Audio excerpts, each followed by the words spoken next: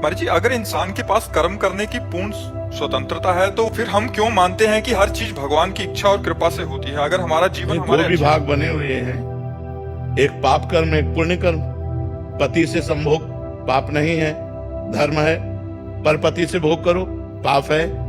जबान मिली है, अच्छा भोजन पाओ निष्पाप है। मांस मछली खाओ पाप है। तो डिपार्टमेंट दो कर दिए गए हैं ना जगत के, तो उसके हिसाब से हमें चलना होगा। ऐसा थोड़ी कि हम कर्म करने में स्वतंत्र हैं तो जो चाहे कर सके। आप अपने शरीर को भी स्वतंत्र नहीं रख सकते। आप अपने शरीर की हत्या करना चाहे अभी रिपोर्ट कर दें, आपको दंड मिलेगा? नहीं मिलेगा, क्योंकि वो सरकारी वस्तु है। तो ये भागवतिक जगत, इसमें दो विभाग हैं, एक बुरा और एक अच्छा। हम अच्छे को स्वीकार करने के लिए इंसान हैं, हम राक्षस नहीं हैं कि हम बुरे को स्वीकार करने लगे। महाराज जी, अगर हमारा जीवन कर्मों से बना है तो उसमें भगवान की क्या भूमिका है? हम कहते हैं सब कुछ भगवान की कृपा से होता है, उनकी कृपा के बिना पत्ता भी नहीं हिलता। हमारी अच्छी सोच भी उनसे आती है, तो फिर हमारे तो सबसे पहले आपको किसने, कर्म ने उत्पन्न किया या भगवान ने? भगवान ने। ठीक है। कर्मों का विधान किसने बनाया? भगवान ने। ठीक है। आपको मनुष्य जन्म किसने दिया? भगवान ने। कर्म से नहीं कह सकती, क्योंकि भैंस बनकर, कुत्ता बनकर, सुअर बनकर हमने ऐसे कर्म नहीं किए कि सर्वोत्तम मनुष्य देह प्राप्त किए। इसके लिए आता है शास्त्र में, कबहू का करी करुणा नर देही देत ईश बिनु हेतु सनेही। कभी कृपा करके भगवान मनुष्य शरीर देते हैं। संस्कृति माज बरियाई के पायो मानुष्य देह वृथा कत डार। संस्कृति के चक्र को रोक कर बीच से निकाल लिया और भगवान ने कृपा कर मुझे मनुष्य जन्म दिया, अब अपना उद्धार कर लो। आप यहाँ वृंदावन आए अपने कर्म से नहीं, श्री राधिका कृपा बिनु सबके मनन अगम। किशोरी जी की कृपा से आई। आप साधु संग प्राप्त किए अपने कर्म से नहीं। अब मोहि भाव भरोसा हनुमंता बिनु हरि कृपा।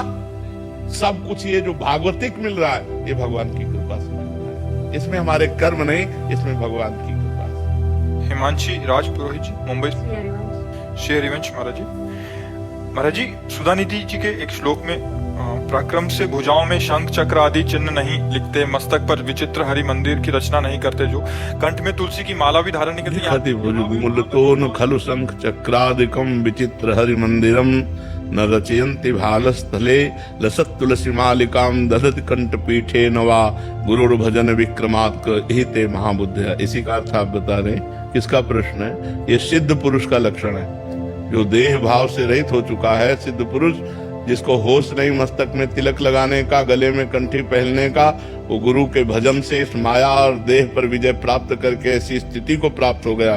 बोले कोई बिरला ही ऐसा होता है। इस श्लोक में लिखा है कोई बिरला ही ऐसा होता है जो ऐसी अवधूत स्थिति को प्राप्त हो गया कि अब शरीर की शुद्ध नहीं की कंठी बांधे, तिलक लगावे, शंख चक्र छाप आदि लिखे। गुरुर भजन विक्रमात् ईते महाबुद्धया। जो इतना भजन किया वो कोई महाबुद्धिमान आदमी जो तीनों शरीरों का राग त्याग करके बाहरी चिन्ह रहित होकर भगवत स्वरूप में स्थित है। सिद्ध महापुरुष की बात इसमें लिखी। महामंडलेश्वर डॉक्टर स्वामी परमानंद जी महाराज। राधे राधे महाराज जी। महाराज जी, कोटि कोटि प्रणाम। महाराज जी, दृष्टा भाव में निरंतरता नहीं बन पाती, पुनः पुनः कर्ता भोक्ता भाव में आ जाते हैं, जबकि लक्ष्य तो दृष्टा भाव से ऊपर उठकर स्वयं लेकिन स्थापित। हमें ये देखना है कि कर्ता भोक्ता है कौन? हम है ही नहीं ना। कर्ता भोक्ता है कौन? अंतःकरण चतुष्टय और ज्ञानेंद्रियां, तभी तो हम दृष्टा हैं। तो दृष्टा भाव हमको बार बार स्मृति में लाना पड़ेगा। जैसे बहुत अच्छा भोजन पाया, तुरंत काटना पड़ेगा। रसेंद्री ने मन के साथ मिलकर के अहंकार को अनुभव करा रही। जो अहंकार अंतःकरण चतुष्टय में देहाभिमान है उसको अनुभव करा। मैं तो देखने वाला हूं, मेरे कोई सोच से क्या लेना देना। मैंने बहुत अच्छा दृश्य देखा, मैंने बहुत अच्छी बात सुनी, मैंने बहुत अच्छा बोला। नहीं नहीं, मैंने बहुत अच्छा, ये तो बुद्धि की चातुर्यता है जो वहां केंद्र से बुलवाया है। मैं तो इसका दृष्टा मात्र हूं। और हर समय लगे रहना चाहिए ना। अध्यात्म नित्या, हर समय अपने स्वरूप में लगे रहना चाहिए। यही तो है निरंतरता। भाई आत्मरति का तात्पर्य है यही कि हर समय विवेक के द्वारा हम काटते रहें। बस काटते रहना है नहीं। स्थूल शरीर, सूक्ष्म शरीर, कारण शरीर को समझ लेना है और समझ करके जो भी क्रियाओं में कर्ता भाव आरोपित होता है, क्योंकि पूर्वाभ्यास रहा है, तो उसको स्वीकार करना। तो जहां स्वीकृति करता काट दो, बस ये ज्ञान है। जहां स्वीकृति करता काट दो, बस इतनी बात है। बड़े से बड़ा कर्म बांध नहीं सकता, बस कर्ता भाव स्वीकृत ना होने दीजिए आप। जहां से कर्ता भाव हो रहा है वो देख रहे हो कि ये मिथ्या अहंकार से हो रहा है। और मिथ्या अहंकार 3 गुणों से प्रेरित है, जो कारण शरीर का निर्माता है। जो कारण शरीर का निर्माता 3 गुणों स्वभाव से प्रेरित है वो। मैं तो इसको देखने वाला हूं, मैं जानने वाला हूं, मैं थोड़ी हूं। बस खत्म। जितना भी बड़ा कार्य हो गया, चाहे वो जो भी हुआ हो, खत्म। उसके आप भोक्ता नहीं बनेंगे, आपको दंड नहीं मिलेगा, क्योंकि आपने दृष्टा। पर ये हर समय बना रहना चाहिए, निरंतरता बनी रहनी चाहिए। यही कमी रहती है महाराज, निरंतरता नहीं बनी रहती। हाँ, तो फिर फंसा देगा। फिर कहीं ना कहीं किसी न किसी मना खष्टान इंद्रियाणी प्रकृति स्थालिका सती, प्रकृति के किसी क्षेत्र में फंसा देगा। वो जहां फंसाए तब तुरंत हटाओ। बाद में पश्चाताप होता है जी। हाँ, पर मतलब उससे अभी प्रवीणता पूर्वक और प्रवीणता लानी है। मतलब जिस समय किसी भी वस्तु, व्यक्ति, स्थान, घटना का आवेश है, आकर्षण है, उस समय बिल्कुल सतर्क सावधान रहना है कि इंद्रिय विलासिता है, ना कि स्वयं की। स्वयं तो पूर्ण है। पूर्णमदः पूर्णमिदं पूर्णात् पूर्णमुदच्यते पूर्णस्य पूर्णमादाय पूर्णमेवा वशिष्यते। क्योंकि हमें लक्ष्य में तो दृश्य से ऊपर उठना है जी। और अभी हम दृश्य को। अच्छा, ये साधन भाव है, सिद्ध भाव नहीं है। जो दृष्टा भाव है ये साधन भाव है, साधन भाव है, ये सिद्ध भाव नहीं। जब सिद्ध भाव आएगा तो दृष्टा, दृश्य, दर्शन त्रिपुटी का लय हो जाएगा। जब तक ध्याता, ध्यान और ध्येय ये 3 रहते हैं तब तक साधन रहता है। और जब केवल ध्येय रह जाता है तब उसका ध्यान सिद्ध माना जाता है। और जब केवल स्वरूप रह जाता है, दृष्टा दृश्य है तभी तो दृष्टा है। अब दृश्य नहीं बचा, सर्वम खलमिदम ब्रह्म, तो फिर दृश्य क्या? जब दृश्य नहीं बचा तो दृष्टा कहां बचा? तो वही है, तत्त्वम असि, तुम वही हो। तो जो भी है सब वही। तो आपका आशीर्वाद बना रही साधन पुष्ट हो जाए हमारा। नहीं, बहुत कृपा है आपके ऊपर, गुरुदेव की, प्रभु की बड़ी कृपा है कि आप बड़ी सूक्ष्मता से चल रहे हो। बस असंगो हम पुरुषा, असंग रहिए। और ये संसार एक मनोरंजन है, माया का विलास है, हमको इसमें नहीं रमण करना। तो असंगो हम पुरुषा, असंग।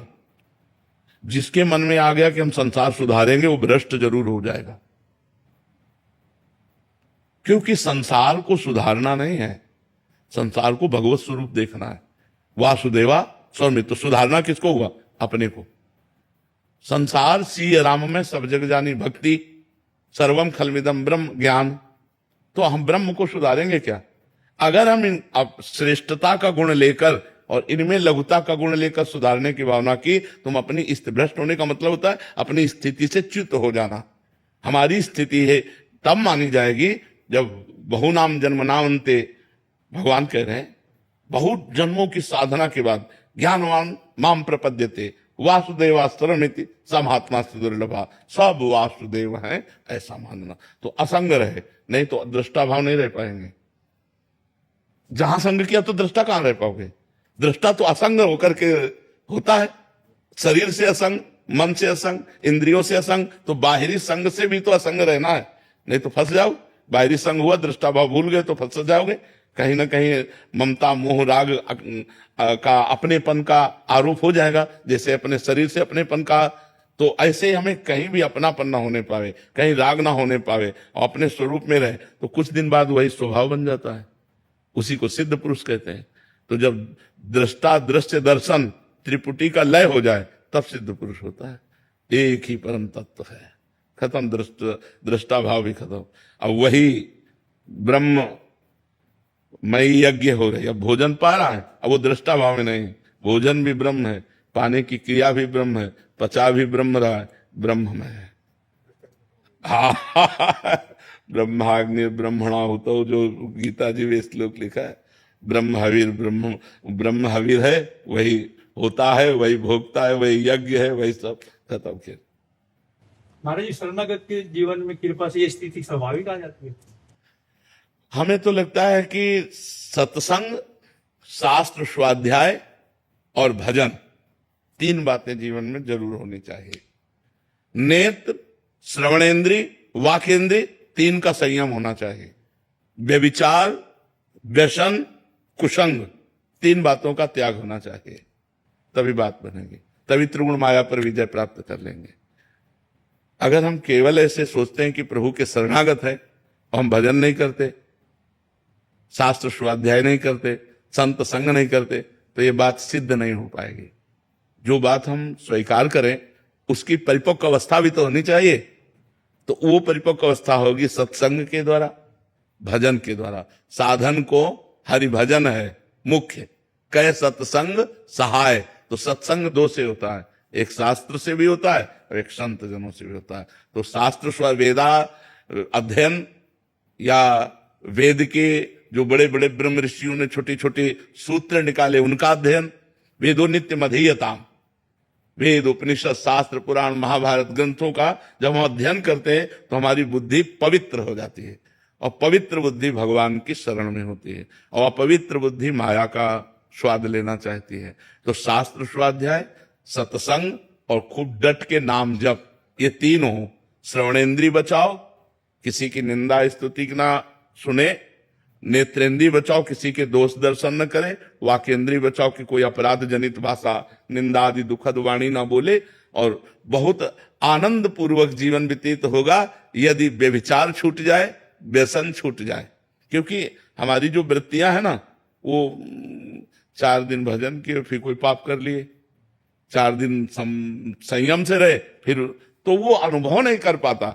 चल तो रहा है लेकिन उसे आनंद का अनुभव नहीं होगा, और आनंद का जब तक अनुभव नहीं होगा तब तक आप अध्यात्म की तरफ दौड़ नहीं लगा पाएंगे। निज सुख बिन मन होई कि थीरा। निज सुख माने आत्म सुख, भगवत सुख। जब तक भगवदानंद का अनुभव नहीं होगा तब तक मन स्थिर नहीं होगा। इसलिए हमको चाहिए कि बहुत दीर्घ काल तक अपनी इंद्रियों को बचा के रखे भोगों से, तब जाके भगवदानंद का अनुभव होता है। नहीं तो बहुत अपने लोग इस बात का अनुभव करें कि 5 दिन बहुत जोर का भजन और 6वें दिन मुंह भरा गया। महाराज जी, गुरुदेव द्वारा प्रदत्त नाम का सतत जो है सर्वोत्तम साधना है। बिल्कुल बिल्कुल बिल्कुल बिल्कुल सर्वोत्तम। हाँ बिल्कुल। राज्य ग्वालियर से श्री हरिवंश महाराज जी। महाराज जी, जब संसार में सारा खेल प्रकृति के 3 गुणों का है, तो क्या आज के समय में त्रिगुणातीत अवस्था पाना संभव है? क्यों नहीं पाना संभव? क्या सतोगुण रजोगुण तमोगुण से रचे हुए जगत में हम त्रिगुणातीत नहीं हो सकते? क्यों नहीं हो सकते? क्योंकि हम तो त्रिगुणातीत हैं। बात समझना, हमारा जो स्वरूप है वो त्रिगुणातीत है। अभी हम अपने स्वरूप को भूलकर त्रिगुण को स्वीकार कर लिए। त्रिगुण से रचित ये 3 देह है, स्थूल देह, सूक्ष्म देह। इसी त्रिगुणमयी माया से ही तो पंचभूतों की उत्पत्ति हुई, और पंचभूतों से स्थूल देह, और इसी त्रिगुणमयी माया से सूक्ष्म शरीर की उत्पत्ति हुई, इसी से कारण शरीर की उत्पत्ति हुई। तो तीनों गुणों का प्रभाव इस पर है कि हम पर है? महाराज जी, जैसे आपके सानिध्य से अभी असली बात, बच्चा भजन नहीं कर रहे ना, तो हमारी बात अब ये वेदांत दर्शन के अंतर्गत की बात है, तो कैसे समझोगे? पहले हम जो कह रहे हैं उससे समझ पा रहे हो? जो हमारा स्वरूप है, मैं शुद्ध मैं पुरुष या अशुद्ध मैं हो गया। जो मैं स्वरूप है वो आज भी अभी त्रिगुण से मुक्त है, त्रिगुणातीत है। हम मुक्त होते हुए भी बंधे हुए हैं। हाँ, बस ये बात समझनी। अगर हम मुक्त ना होते तो त्रिगुण माया से मुक्त होना बड़ा कठिन होता। हम मुक्त हैं, केवल जानबूझकर माया को पकड़े हुए हैं, माया रचित आकारों को, माया रचित भोगों को, माया रचित क्रियाओं को। अगर इनको हम अस्वीकार कर दे तो अभी हम जीवन मुक्त हैं। तभी तो अस्वीकृति ये होती है वेद के द्वारा, ब्रह्म सत्यम जगन मिथ्या।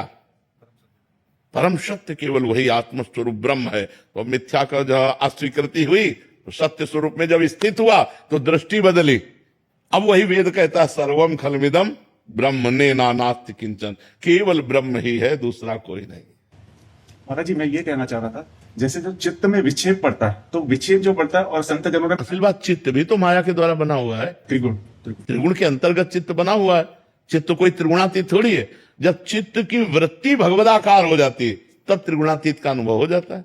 चित्त की वृत्ति मुरारी पादार्पित चित्त वृत्ति, एक एक जैसे वृत्तियां का मतलब होता है जैसे समुद्र में तरंग, जैसे समुद्र में तरंग उत्पन्न होती है, ऐसे चित्त रूपी समुद्र में कामनाओं की तरंगे उत्पन्न होती है, वासनाओं की तरंगे उत्पन्न होती है। अब उनको मारने के लिए जैसे नाम जप इन्होंने बताया कि नाम जप के द्वारा हो जाएगा, तो अब हर चित्त वृत्ति में राधा, राधा राधा। तो अब जो वासनाएं दुर्वासनाएं दबी हुई चित्त वृत्ति में है, वो सब भस्म होती चली जाती नाम के प्रभाव, और चित्त निर्मल होता चला है। और जहां चित्त निर्मल हुआ तो जैसे शांत और निर्मल जल में नीचे क्या है दिखाई देता है, ऐसे शांत और निर्मल चित्त से वो अपने स्वरूप की तरफ देख पाता है, अपने आप से अपने आप को देख पाता है। महाराज जी, जैसे आपके बताए रास्ते में हम लोग चल रहे हैं, तो कई बार माया भी, प्रभु द्वारा जनित जो माया है वो भी विक्षेप डालती है ना।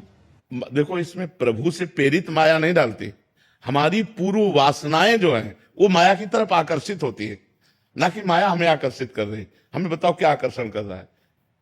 जैसे हमने गुलाब जामुन देखा तो अब हम आकर्षित हो रहे हैं ना, वो गुलाब जामुन आके थोड़ी आकर्षण कर रहा है। हाँ, तो हमें ये देखना है कि हम माया को पकड़े हुए, माया हमें नहीं पकड़े। अगर हम माया से मुक्त अपना अनुभव आज करें तो बहुत जल्दी हम माया मुक्त हो जाएं। बंधेव कीर मरकट की नाई, जड़ चेतन ग्रंथि पड़ गई, यद्यपि मृषा झूठी है, छूटति कठिल, छूटना कठिल है। मना कष्टान इंद्रियाणि प्रकृति स्थान। जब इंद्रिय प्रकृति के संयोग से सुख का हमें अनुभव करा रही, वही सुख बंधन कारक है, उसी सुख को काटना है। हाँ, तब महाराज जी दुख भी होता, फिर ऐसा लगता है मन चंगा कटौती में गंगा कैसे हो। हाँ, ये मन चंगा का मतलब अभी जो हम बता चुके ना। देखो, एक मन ही अंतःकरण चतुष्टय है। जब वो संकल्प विकल्प करता है तो मन कहा जाता है, जब निश्चय करता है तो बुद्धि कहा जाता है, जब चिंतन करता है तो चित्त कहा जाता है, और जब क्रिया का कर्ता भोक्ता बनता है तो अहंकार कहा जाता है। एक तत्व ही अंतःकरण चतुष्टय के रूप में प्रकाशित हो रहा है। खूब भजन करो बच्चों, पाप आचरण ना हो, बस इससे बचो, गंदा आचरण ना हो, इससे बचो, तो बहुत जल्दी अध्यात्म की बात समझ में आने लगेगी और आनंद आने लगे, मस्ती आ जाएगी। सोचो, जब आपको यह पता चलेगा कि आप अविनाशी हो, आप अजर हो, आप अमर हो, आपको किसी की जरूरत नहीं है, तो आप कितने आनंद में होंगे। एक परमानंद की अनुभूति होगी, उसे निज सुख कहते हैं, उसे आत्म सुख कहते हैं, उसमें परमात्मा सुख कहते हैं। साहिल ठाकुर जी पानीपत से। श्री हरिवंश। श्री हरिवंश महाराज जी। महाराज जी, आपके चरणों में दंडवत प्रणाम। महाराज जी, शरणागत को प्रतिकूलता को कृपा ही समझना चाहिए। महाराज जी, यदि प्रतिकूलता में कृपा है तो उसमें कृपा का अनुभव कैसे करें? जीवन में बहुत प्रतिकूलता आ रही है। पहले भजन करो, नाम जप करो, शास्त्र स्वाध्याय करो, संतों के प्रवचन सुनो, तो बुद्धि थोड़ा पवित्र हो, तब वो समझ पाएगी। प्रतिकूलता में भगवान के सानिध्य का अनुभव होता है यदि हम भजन करते हैं। तो इसीलिए प्रतिकूलता को मंगलमय कहा गया, अपमान को मंगलमय कहा गया, कि जो मंगल भवन से जुड़े वो मंगलमय। सम्मानम कल्याति घोर गरलम नीचापमानम सुधा, श्री राधा मुरलीधरो वज सखे वृंदावन मात्यज। जब प्रिया प्रीतम का भजन होता है तो जिस सम्मान के लिए, अनुकूलता के लिए संसार मारा घूमता है, परमार्थ का पथिक उस सम्मान को विष के समान त्याग देता है, अपमान को गले लगाता है, संपत्ति की तरफ से उदासीन होता है, विपत्ति को गले लगाता है। परमार्थ का पथिक बहुत बलवान होता है। तो अभी नाम रूपी बल, ज्ञान रूपी बल हृदय में जागृत नहीं हुआ तो अज्ञान के कारण शारीरिक मानसिक प्रतिकूलताओं पर व्यथय होकर के हम परेशान हो जाते हैं, लोग डिप्रेशन में चले जाते हैं। जब तक अध्यात्म में नहीं जुड़ोगे, डट के भजन नहीं करोगे, तब तक बात नहीं बनेगी। आज भजन कौन करना चाहता है? सब मनमानी आचरणों में खुशी होना चाहते हैं, मनमानी आचरणों में मस्त होना चाहते हैं। ऐसा कभी नहीं हो सकता। तस्मात् शास्त्रम प्रमाणन्ते कार्याकार्य व्यवस्थित हो। कार्य और अकार्य की व्यवस्था शास्त्र के अनुसार जब हो और खूब भजन हो तो अभी आनंद आ जाए, हृदय शीतल हो जाए, मस्ती आ जाए, जिसे मस्ती कहते हैं। मस्ती, मृत्यु का भी भय खत्म हो जाए, हम आत्म स्वरूप हैं, ब्रह्म स्वरूप हैं, ऐसा अनुभव हो जाए। जब तक शास्त्रों का स्वाध्याय नहीं, संत गुरुजनों की आराधना नहीं, खूब डट के भजन नहीं, तो अध्यात्म के प्रवचन सुन लीजिए भर, लाभ थोड़ी ले पाओगे। उसका लाभ तो तभी लिया जाता है जब खूब डट के भजन, भगवदाकार वृत्ति, ब्रह्माकार वृत्ति, तभी आनंद आता है। ऐसे विपत्ति तो मारेगी कि हमें डिप्रेशन में पहुंचा देगी। अब एक लड़का है, वो भी जवान, वो भी पधार गया और बहुत वैभव, बहुत संपत्ति। अब पिता क्या सोचता है, क्या करूं, अब हमारा जीना किस काम का?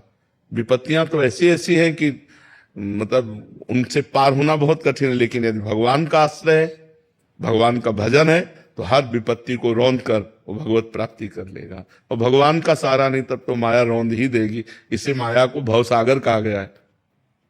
इसमें तैरने वाला मतलब ज्ञानी और नाव में बैठने वाला शरणागत भक्त, दो ही पार हो सकते हैं और कोई नहीं। या तो विशुद्ध ज्ञानी पुरुष जो ब्रह्मबोध संपन्न है वो इस भवसागर को पार कर गया, या विशुद्ध भक्त जो निरंतर भगवान के चिंतन में है वो भवसागर को पार कर गया। नहीं तो बहुत कठिन है, बहुत कठिन है। खूब नाम जप करो, अच्छे आचरण करो, पाप आचरण ना करो तो बुद्धि शुद्ध हो जाए। शुद्ध बुद्धि ही परमात्मा का आश्रय लेती है, अशुद्ध बुद्धि माया का आश्रय लेती है। सृष्टि शर्मा जी जम्मू से। राधा राधा। राधे राधे महाराज जी। महाराज जी, नाम जाप के अतिरिक्त हम ऐसा क्या कर सकते हैं जिससे ध्यान एवं समाधि के मार्ग पर चल सकें? ब्रह्मचर्य। अगर हम ध्यान और समाधि की बात करते हैं तो संयम और नियम लागू होता है। अगर हम ब्रह्मचर्य धारण करें, सात्विक भोजन पावें, 4 घंटे 5 घंटे केवल नींद लें और संपूर्ण गृह कार्य भगवान की आराधना समझें तो हमारा हृदय भगवान की तरफ बहुत जल्दी लग जाएगा।